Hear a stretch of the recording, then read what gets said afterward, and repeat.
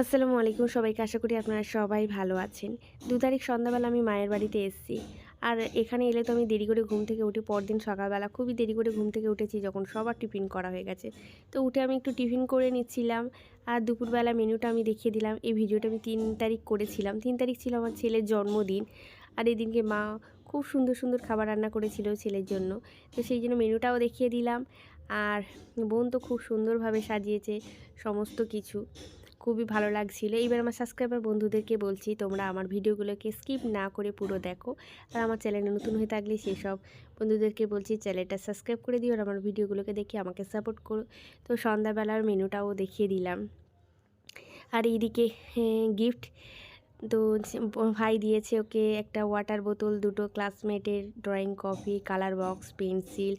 আর আমি ওকে দিয়েছি সাঁতার শেখার জন্য। ও ছেলে সাঁতার জানে না, তাই ওকে সাঁতার শেখার জন্য একটা দিয়েছি। আর বোন এই যে এটা দিয়েছে। আর তারপর ওর আঙ্কেল, আমার মা, ওর পাপা সবাই টাকা দিয়েছে। আজকের মতো এই পর্যন্ত। সবাই ভালো থাকবেন, দোয়া করবেন।